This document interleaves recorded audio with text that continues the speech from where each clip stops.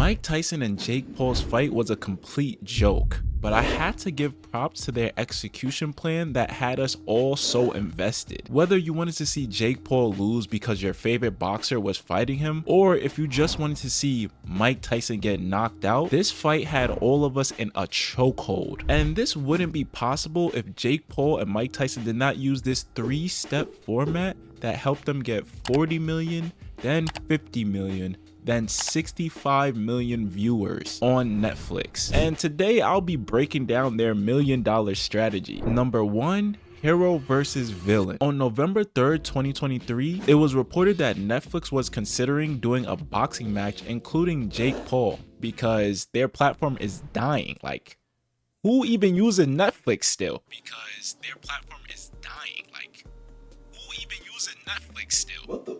Yo, why we just catch a stray? What the And on November 7th, 2024, Netflix announced that they will be hosting a boxing match with Jake Paul and undisputed heavyweight world champion Mike Tyson. And despite their names giving the boxing match attention, Jake Paul went ahead and decided to capture the audience's full attention by rage baiting in the first conference. I love Mike. I'm super respectful. It's an honor to be in the ring with him, but I have to end him. Excuse me, Jake? Dude, I think you need to realize really quickly who you're going up against. Sure, Mike Tyson is 57 years old, but saying that you're going to end this dude is almost as unhinged as he is. Dude is built like a brick house.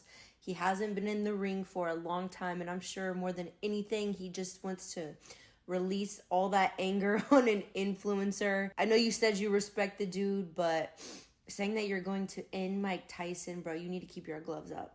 And if nobody's going to say it, I will. I'm not gonna lie, that girl was glazing Mike bad. And at this point, it's seeming like everything is going exactly how Jake planned it to. People are starting to view Jake Paul as the villain in this storyline. You know you're fighting an old man when you have to consistently tell people how dangerous your opponent is. Jake risking his life for a publicity stunt? Hope Tyson sits that man-child down. And at this point, things are heating up for Jake and Mike Tyson. After that first conference, they would then go ahead to have 3 more, with all of them gaining hundreds and thousands of views on YouTube. And in the second press conference, Mike Tyson pushed and punched Jake Paul.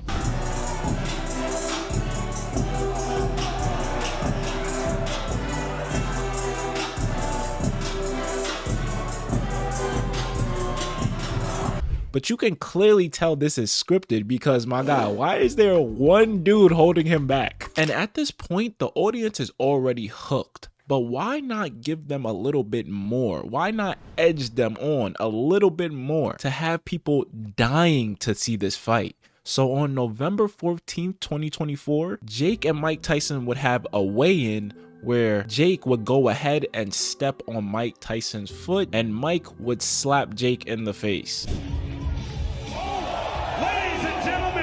And boom, that's all it took. Jake saying he didn't feel his slap, and then when he gets interviewed, his side of his face is red. You can tell it hurt Jake. Bro screamed on the mic and nearly cried. And at this point, everyone was way too deep in. But there was some concerns about Mike Tyson's health. And this would lead into the second plan, which is the realization of possibility. Because as you know, Mike Tyson is 58 years old, about to be 60, and Jake Paul himself is a 27-year-old man. The gap of this is so huge that it's laughable. And this fight was supposed to happen on July 20th, 2024, but it had to get pushed back because Mike Tyson had suffered from an ulcer flare-up when he was trying to board onto a plane. He stated that he nearly died, but fans were still cheering him on and supporting him after the match. And as twisted and dark as this might sound, this actually helped more people get in tune with the fight, because now you don't only have people wanting Mike to knock out Jake, but you also have the other side of people that are watching to make sure that Mike will be okay during this fight.